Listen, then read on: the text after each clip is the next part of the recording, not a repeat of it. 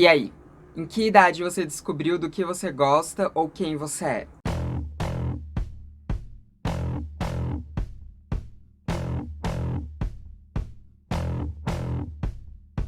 Oi, gente, tudo bom? Então, hoje a gente vai aqui falar mais uma vez sobre a infância de crianças LGBTQIAP+. Mas dessa vez a gente vai falar um pouco aqui sobre quais são os desafios que crianças LGBTQIAP+, possuem, e também a gente vai discorrer um pouquinho sobre quando é que essa criança ela se percebe no mundo enquanto o seu gênero, enquanto a sua orientação sexual. Então, né, vai ser um tema aqui um pouquinho mais delicado, vamos assim dizer, né? Mas que é um tema que precisa ser falado, porque crianças LGBT existem. Ou melhor, crianças LGBTQIAP+. Porque assim, a nossa sigla é enorme e tem que ser mesmo. Mas vamos lá.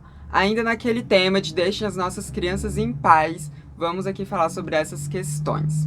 Primeiro de tudo, vamos estabelecer aqui que orientação sexual ela não tem necessariamente a ver com vontade de fazer sexo, tá, gente? Então, quando eu estiver falando aqui sobre orientação sexual de crianças, eu não estou falando sobre crianças praticando sexo, pelo amor de Deus, vocês têm plena capacidade de entender que não é disso que eu tô falando, tá? Não é. Quando eu tô aqui falando de orientação sexual, eu tô falando de quem aquela criança começa a perceber que são as figuras que vão despertar interesses nela, tá? Não necessariamente que aquela criança, naquele momento, ela vai querer ter alguma coisa, tá? Porque criança não namora e tudo mais, né? Então vamos ter isso em mente, né? Mas quando a gente tá na nossa infância, é inegável que a gente consegue sim ter algumas noções de quem são as pessoas por quem a gente vai vir a sentir uma atração. Não é à toa que muitas obras infantis mesmo, né, colocam ali as crianças como formando casaizinhos e tudo mais, né? Turma da Mônica mesmo, né, faz isso constantemente.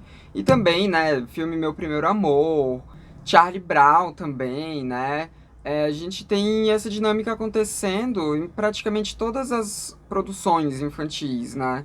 A gente costuma ter essa questão ali sendo abordada em algum momento. Só que isso não quer dizer, obviamente, que criança de fato namore e tem um carro passando ali fazendo som. Vou ignorar. Mas isso não quer dizer necessariamente que as crianças elas namorem de fato. Não. Quer dizer apenas que a gente vive numa sociedade onde, desde o momento em que a gente nasce, a gente se depara com essa questão de relacionamentos amorosos sendo levado pra gente.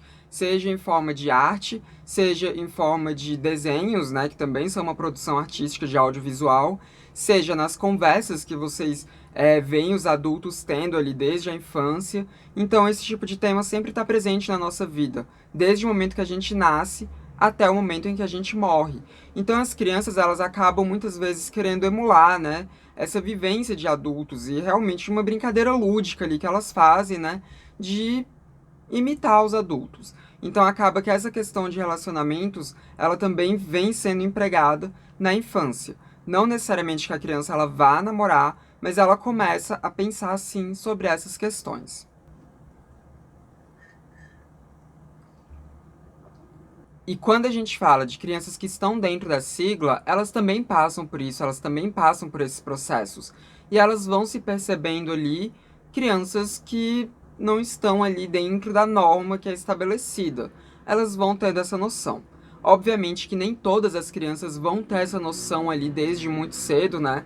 Eu vou aqui falar pra vocês em idades, né, onde essas coisas costumam acontecer, mas eu não tô aqui cravando que é sempre nessa idade. Até porque o ser humano é um animal biológico e tudo o que interfere em comportamento humano e sexualidade, orientação sexual, identidade de gênero estão dentro de comportamento humano, enfim, tudo isso passa por todos esses parâmetros, né? Tanto do parâmetro psicológico, quanto do parâmetro sociológico, quanto do parâmetro biológico. E tá chegando o momento em que nós teremos aquele vídeo falando sobre origens biológicas de pessoas trans, tá? Esse momento tá chegando. Não é pra me xingar ainda de transmedicalista, espero esse vídeo sair, tá? Que saco. Mas enfim, tudo isso interfere em como a gente vai se perceber e no momento em que a gente vai se aceitar. Então, muitas vezes, né, talvez você que esteja me assistindo seja uma pessoa já adulta LGBTQIAP+, e você só tenha se percebido como pertencente ao LGBTQIAP+, na sua vida adulta. Isso pode ter acontecido porque na sua vida social, na sua socialização, você teve muitos fatores que fizeram com que você demorasse a se aceitar, fizeram com que você demorasse a se enxergar, né? Por exemplo, se você viveu num ambiente conservador, pode ser que você tenha reprimido isso em você. Mas isso não quer dizer que na sua infância você não tenha chegado até essas percepções. Mas enfim, tô me adiantando demais, né? Já fui aqui me explicando pra vocês. Mas vamos falar aqui de idades. Quando a gente fala de orientação sexual, a gente tem 3 idades ali, que é uma seguida da outra, onde as coisas costumam começar a acontecer. Geralmente, aos 2 anos de idade, a criança começa a ter percepção das diferenças que tem no corpo dela e das diferenças que tem no corpo de uma outra criança que tenha o corpo diferente do dela. Tipo, as crianças que nasceram com vagina, elas começam a perceber que nem todas as outras pessoas vão ter aquele corpo igual delas, sabe? Isso costuma acontecer em torno dos 2 anos de idade. É quando a criança ela começa a perceber que ela tem um genital e que aquele genital não necessariamente ele vai ser igual ao genital de outras pessoas, quando ela começa a ter essa percepção. E não só do genital, né? Mas de outras questões do corpinho dela também e tudo. E geralmente, aos 3 anos de idade, a criança começa a ter uma noção maior das diferenças de papéis de gênero, né? Daquilo que ela vê como sendo as tarefas da mãe dela e as tarefas do pai dela, por exemplo. A forma como a mãe se veste, a forma como o pai se veste, né? E não só de pai e mãe, mas de todas as outras pessoas, né? Como os primos se vestem, como as primas se vestem, como que as crianças que são designadas meninos brincam e como as crianças que são designadas meninas brincam, né? Então a criança ela vai começando a ter essa percepção das diferenças de papéis de gênero em torno dos 3 anos de idade, né? Ela começa a ter isso ali sendo mais, né, observado por ela. E o passo seguinte a isso, que geralmente acontece aos 4 anos de idade, é quando a criança ela começa a ter noção de qual é a identidade de gênero dela. Obviamente, eu não estou falando que isso vai se firmar ali na cabeça de todas as crianças aos 4 anos de idade. Eu estou falando aqui o que geralmente acontece, tá? Mas isso, obviamente, tem muitas outras coisas que podem interferir para que essa criança tenha uma percepção da identidade de gênero dela ou antes desses 4 anos ou muito depois desses 4 anos. Mas geralmente aos 4 anos de idade, ela começa a ter uma percepção de qual é a identidade de gênero dela, como ela se identifica em questão de gênero. É muito comum, né, quando a gente fala de crianças trans, que seja nessa idade, mais ou menos dos 4 até os 6 anos de idade, assim, que a criança comece a verbalizar qual é o gênero dela, que ela comece a falar que ela queria ser um menino, que ela queria ser uma menina, que começa a mostrar mesmo esse grande desconforto com o gênero dela. Minha mãe diz que foi em torno dessa idade, né? Que foi quando eu tinha mais ou menos uns 4 anos, né? Uns 3, 4 anos, que eu falei pra ela que eu queria ser menina, porque menina podia colocar um lacinho na cabeça. Ah, se você tá chegando aqui agora, eu sou uma mulher trans, tá? Então eu nasci com um pênis, olha só que coisa. Mas, né, eu sou uma mulher, eu me identifico enquanto mulher. Minha mãe disse que foi em torno dessa idade mesmo que eu comecei a falar, né, essas coisas, que eu queria ser menina, né? Só que isso não durou muito tempo, não. Depois eu parei de falar esse tipo de coisa, porque, né, outras coisas ali na minha vida foram acontecendo. Eu tive outras pressões sociais que me fizeram tentar recalcar, que me fizeram tentar esquecer, que me fizeram tentar ignorar durante muito tempo qual era a minha identidade de gênero. E só, né, 20 anos depois disso, só aos 24 anos, eu de fato iniciei a minha transição de gênero. Mas olha só, a primeira vez que eu verbalizei isso foi quando eu tinha em torno de 4 anos de idade mesmo. Mas quando a gente fala de orientação sexual, isso geralmente acontece um pouco mais tarde, né? O entendimento da orientação sexual da criança geralmente acontece em torno dos 8, 9 anos de idade. Geralmente é nessa idade que a criança ela começa ali a perceber se ela sente atração por meninos ou por meninas, ou então se ela sente atração tanto por meninos quanto por meninas, né? Ou então se ela não sente atração por ninguém. Geralmente é em torno dessa idade. Mas volto a dizer, né? Tem muitas outras coisas que influenciam nisso, tem muitas outras coisas que influenciam nesse entendimento. Então isso pode acontecer mais cedo com algumas crianças e pode acontecer bem mais tarde com outras. Mas geralmente é nessa idade que a criança ela começa a ter uma noção melhor ali do que vai despertar o interesse dela no futuro. Porque, volto a dizer, criança não namora, ou pelo menos não deveria namorar. Mas geralmente nessa idade a criança começa ali a ter uma noção do que vai despertar o interesse dela. Eu mesma, quando tinha essa idade, apaixonada pelo Logan, né, pelo Wolverine dos X-Men, e isso, Wolverine das HQs, e também do desenho dos anos 90. Mas agora que a gente já falou dessa parte mais técnica, né, de quando é que se desenvolve ali a identidade de gênero da criança e a orientação sexual da criança, vamos aqui falar sobre o que acontece com essas crianças, né? O que elas passam na vida delas durante essa infância LGBTQIAP+ delas. Geralmente, quando a criança ela dá pinta, né, quando a criança ela é uma criança viada ou uma criança sapa, ela acaba sofrendo muitas pressões, ela acaba sofrendo muitos xingamentos do meio externo. Ela geralmente é xingada tanto por outras crianças, né, de viadinho, de bichinha, ou de sapatão, né, enfim. Elas são xingadas, né, por outras crianças e também por adultos, né. Muitos adultos costumam xingar, assim, né, crianças, costumam ser muito depreciativos com crianças que eles percebem, né, como sendo possíveis LGBTQIAP+. Os adultos costumam fazer isso numa tentativa de corrigir esse tipo de comportamento que eles consideram errado naquela criança, né? E as outras crianças costumam fazer isso no intuito de se sentir superior a outra criança, no intuito de rebaixar outra criança. Não sei exatamente porque que as outras crianças fazem isso, né? Mas criança é bem cruel, né? Crianças costumam ser bem cruéis umas com as outras. Então, enfim, né? Acontece isso. Mas vale ressaltar que as crianças que têm esse tipo de comportamento de ficar xingando as outras, elas fazem isso porque elas aprenderam com um adulto, geralmente, né? Ainda mais xingar de viadinho, de coisa do tipo, geralmente é porque elas aprenderam com um adulto, ou então porque elas não estão recebendo uma educação de um adulto ali, que seja uma educação mais humanitária, vamos assim dizer, uma educação mais inclusiva. Uma educação mais inclusiva é melhor, né? Geralmente elas não estão recebendo uma educação desse tipo e por isso elas reproduzem esse tipo de fala tão absurda. Então, as crianças que dão pinta, né, as crianças que são vistas como crianças viadas, elas costumam sofrer muito. Elas costumam sofrer muita pressão, tanto nos seus meios escolares, nos seus meios ali de brincadeiras na rua e tudo, quanto pressão dentro da própria casa. Não é incomum a gente ver alguma notícia de algum pai ou de alguma mãe que, por exemplo, espancou o seu filho ou sua filha por ter achado que esse filho ou essa filha é LGBT, né? Por ter achado que esse filho ou essa filha pode ser gay ou pode ser sapata, né? Ou pode ser trans, enfim. Não é muito difícil a gente ver esse tipo de coisa acontecendo, né? Então, são muitas violências que essa criança ela tá suscetível.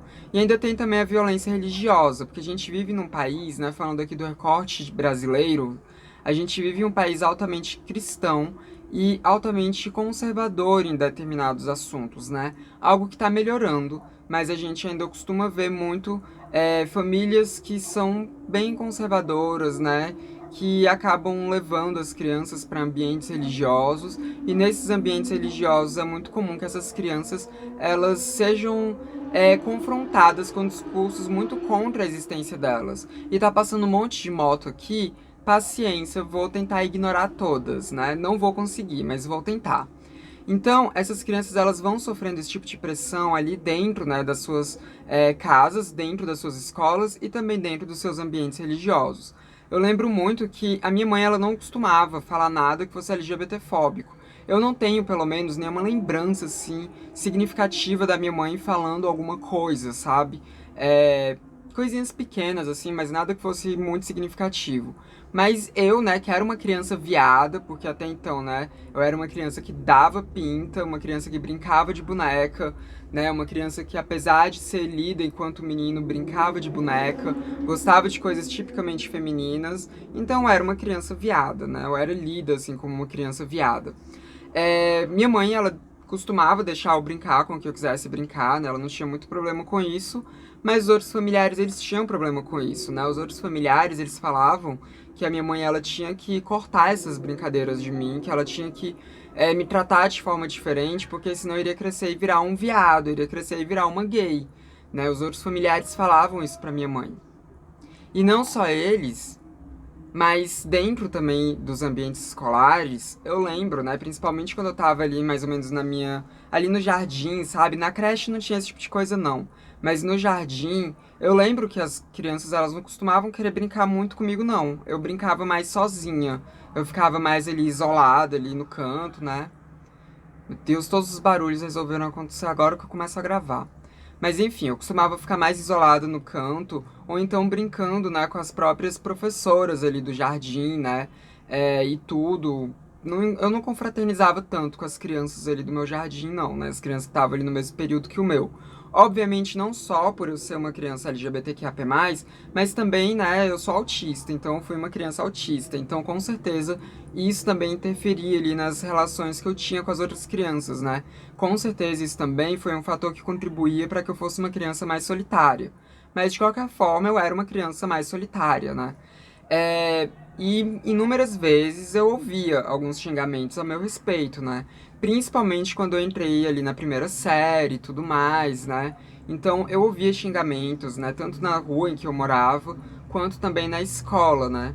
E quando eu mudei de escola, porque na primeira série teve um momento que eu mudei de escola, que eu mudei de cidade, né? É, Na outra escola que eu fui estudar também, eu via alguns xingamentos de vez em quando, eu continuava sendo uma criança mais solitária. E na minha rua eu fiz umas amizades. Mas eu fiz algumas amizades e ainda tinha todo o restante da rua que ficava colocando pressão em mim, que também me xingava e tudo mais. Em outro ambiente que eu sofria muita pressão era dentro da igreja. Porque eu fui criado dentro da igreja católica, eu fiz pré-primeira Eucaristia, né? Eu fiz ali a primeira Eucaristia, né? A primeira comunhão. Depois eu fui colocada em infância missionária, que era um intermediário entre a primeira comunhão e a crisma, né? Quando você não tinha idade para iniciar a crisma, você fazia a infância missionária. Então eu fiquei em contextos religiosos ali durante toda a minha infância e o comecinho ali da minha adolescência, até o momento em que eu fui rompendo com isso, né? Foi na minha adolescência que eu de fato rompi com isso, que eu rompi com a religião. Mas enquanto eu estava dentro da igreja, em inúmeros momentos eu ouvia padre fazendo alguns discursos totalmente LGBTfóbicos, discursos que falavam que, né, gays iam pro inferno. E por mais que eu seja uma mulher trans, né, naquela época eu não tinha toda essa aceitação. Mas eu sabia que eu me enxergava enquanto mulher. E naquela época a gente, né, tinha um entendimento de que a transgeneridade, ela era só um estágio avançado da homossexualidade, né? A gente não costumava ter esse entendimento de que orientação sexual e identidade de gênero são coisas diferentes. Então, eu ficava, né, eu colocava tudo no mesmo balaio, os pares também colocavam tudo no mesmo balaio, todo mundo colocava tudo no mesmo balaio, né? Gays e travestis era a mesma coisa. Então, toda vez que o padre falava isso, eu sabia que ele estava falando de mim. Ele não estava falando diretamente de mim, mas eu sabia que ele estava falando de mim. E aquilo me deixava com um mal-estar enorme. Eu me sentia mal, me sentia culpada, eu me sentia pecadora por uma coisa que não faz o menor sentido, porque era algo que simplesmente eu nasci assim, né? Então, como é que eu posso ser pecadora por algo que é o meu nascimento? Sei lá, tipo, eu sou pecadora pela cor dos meus olhos, por ter olhos verdes? Não. Eu sou pecadora por causa da minha altura? Não. Então, por que que eu sou pecadora por ter uma determinada orientação sexual ou uma determinada identidade de gênero, que também são coisas com as quais eu nasci? Isso não faz o menor sentido. Mas naquela época, enquanto eu era criança, isso parecia fazer sentido. Então, eram pressões que me deixavam muito mal. Eu lembro que, eu não vou lembrar exatamente a idade, mas eu lembro que em alguns momentos eu rezava, né, para que no dia seguinte, quando eu ia dormir, eu rezava, né, para que Deus me fizesse ou me tornar de fato uma menina, né, acordar no dia seguinte, oh meu Deus, sou uma menina completa agora, tipo uma coisa meio Pinóquio, sabe? E tudo ou Ariel, né? Enfim. Ou então que no dia seguinte eu acordasse sem esse tipo de sentimento. Sem estar me sentindo uma menina, sem estar sentindo atração por meninos, né? Enfim, eu criança, né? Criança e pedindo para que Deus me consertasse, entre aspas, como se tivesse algo de errado ali comigo. Então eram pressões muito fortes e tudo isso fez com que eu tivesse uma infância deprimida. A minha infância foi uma infância bastante deprimida, e não foi culpa da minha mãe, né? Minha mãe, inclusive, né? Ai, que é a parte mais merda, assim, da minha infância, que eu já falei isso em outros momentos aqui. Mas quando eu tinha em torno de uns 7 anos de idade, mais ou menos, né, uns 6, 7 anos, por aí, a minha mãe resolveu me levar numa psicóloga, porque todos os outros parentes ficavam colocando aquela pressão na minha mãe, né? Não todos os outros parentes, mas muitos parentes ficavam colocando uma pressão na minha mãe, porque ela tinha que dar um jeito em mim, porque senão eu iria virar viado, né? E aí a minha mãe, ela não entendia que tinha algo de errado comigo, né? Ela não entendia que eu deveria brincar apenas com coisas tipicamente de meninos, né? Ela não achava isso, mas por um desencargo de consciência, ela resolveu me levar numa psicóloga, né? Uma psicóloga infantil. Só que a gente tá falando dos anos 90. A gente tá falando do ano de 98 ou 99, por aí. Então a gente tá falando de um ano em que terapia de reversão sexual, a famosa cura gay, ainda era permitida aqui no Brasil. E a psicóloga para a qual minha mãe me levou era uma psicóloga que ela praticava esse tipo de terapia. Ela tinha esse tipo de crença. E a partir dali foi uma desgraça, porque foram poucas sessões que eu tive com essa psicóloga, porque depois teve alguma questão ali que ela teve que atender em outro canto, aí ficou contramão pra minha mãe continuar me levando, então ela parou, né, com o tratamento. Ainda bem, porque senão não sei qual desgraça que essa mulher teria feito na minha vida, né, o tamanho da desgraça que ela teria feito. Mas eu sei que foi a partir dessa terapia que tanto eu quanto a minha mãe a gente passou a sentir muita culpa. Foi a partir dessa terapia que eu comecei a sentir muito mais culpa de quem eu era, né? Nessa época eu ainda não prestava muita atenção nas coisas que eram ditas na igreja, né? Isso eu fui prestar mais atenção quando eu tinha uns 8, 9 anos, por aí. Aos 6, 7 anos eu não prestava muita atenção nessas coisas, né? Então a culpa religiosa ainda não estava comigo. Mas a partir desse momento eu comecei a sentir muita culpa dos sentimentos que eu tinha.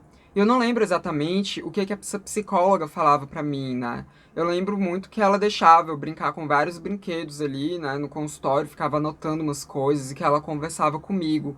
E ela ficava perguntando do porquê que eu escolhi um brinquedo ou outro, mas eu não lembro exatamente o que mais que ela falava nessas terapias, né? Até porque eu era só uma criança e provavelmente eu recalquei algumas coisas dessa época. Mas eu sei que pra minha mãe, ela falou que a minha mãe, ela teria que, né, tipo, o melhor seria que a minha mãe, ela tirasse as bonecas, né, que ela não deixasse mais eu brincar com bonecas, coisas do tipo, né. E também falou coisas sobre falta de referencial masculino, porque minha mãe é mãe solo. Então, tipo, ela meio que jogava essa, né, de que faltava referencial masculino. E eu lembro que eu ouvi uma conversa da minha mãe com uma tia minha sobre isso, e eu me senti muito mal quando eu ouvi essa conversa, né? Que era uma conversa que não era pra eu ouvir, mas eu ouvi. E eu me senti muito mal mesmo. E a partir daí foi quando começou a construção forte da minha culpa. E aí depois disso ainda veio a culpa cristã, e minha mãe, de fato, ela, né, começou ali a dar uma diminuída nas bonecas e tudo, né? Então, a partir disso, olha só, eu não tive uma pressão que veio da minha mãe, mas eu tive pressão de familiares, eu tive pressão de outras crianças, eu tive pressão de outros adultos, né? Dos pais dos meus amiguinhos, por exemplo, eu tive pressão dos pais dos meus amiguinhos, que ficavam, né, falando umas coisas assim de que eu era viadinho, coisas do tipo. Eu tive pressão dessa psicóloga, né? Eu sofri pressão com essa psicóloga. E eu sofri pressão religiosa depois. Então, foram muitas pressões que depois fizeram com que eu tentasse o tempo inteiro não ser uma mulher trans, que fizessem com que eu tentasse reprimir quem eu era e culminasse que só aos 24 anos eu fizesse uma transição de gênero. E só quando eu cheguei no momento em que ou eu iniciava minha transição de gênero ou eu iria acabar tentando me matar, né? Porque foram assim os pontos mais chaves das minhas mudanças foram quando eu estava perto de cometer um suicídio. Então, toda a minha infância foi muito triste. O início da minha adolescência também foi triste, e a minha adolescência de fato foi mais triste ainda, né? Que foi quando a minha depressão se instaurou de uma forma muito forte. E o iniciozinho da minha vida adulta também foi triste, veja bem, né? Minha vida deixou de ser tão triste, deixou de ser depressiva daquela forma quando eu iniciei minha transição de gênero. Foi quando minha vida parou de ser uma vida tão depressiva. E ainda mais que a minha mãe, ela apoiou, né, toda a minha transição de gênero, né, aos 24 anos de idade, ela me apoiou muito. E aqui entra no outro fator, né? Quando as crianças LGBT elas têm apoio dentro de casa, a coisa muda muito, né? Minha mãe não tinha como me dar esse apoio quando eu era criança, porque nem ela tinha, né, esse aporte, né? Ela tinha todo esse entendimento. Hoje em dia as coisas estão diferentes. A gente não tá mais nos anos 90, a gente tá em 2023. Ou então, mais ainda no futuro, dependendo do momento que você estiver vendo esse vídeo. Mas o ponto é que hoje em dia a gente vive numa sociedade em que tem muito mais informação, em que os pais eles conseguem entender melhor o que uma criança LGBT é, em que a gente tem proibição de terapias de reversão sexual, onde a gente tem proibição de que um psicólogo vire para uma mãe e fale que a culpa é dela por aquela criança ser daquele jeito e que ela deveria arrumar um macho para aquela criança poder se desenvolver de forma correta. Hoje em dia, psicólogo não pode mais fazer isso. Por mais que tenham alguns aí, como a Marisa Lobo, que tentam fazer esse tipo de coisa, né, que fazem esse tipo de coisa, mas hoje em dia é proibido. Então, hoje em dia, a gente vive num mundo em que os pais eles têm muito mais condição de dar um suporte para os seus filhos. E é muito importante que os pais deem um suporte para os seus filhos quando eles percebem que os filhos eles são diferentes. Porque um filho que é diferente do restante da sociedade é um filho que ele vai estar muito mais passível de sofrer diversas violências ao longo da vida. Então os pais eles precisam estar do lado, eles precisam estar apoiando. Até porque é muito melhor você ter um filho viado, uma filha sapatão, uma filha que, sei lá, seja travesti, ou um filho que seja um menino trans, do que você não ter, né? Do que você ter um filho que depois se mata, uma filha que depois se mata. De você ter ali um filho ou uma filha que vai ser totalmente depressivo ao longo de toda a sua vida. Então é muito importante que se dê esse suporte, né?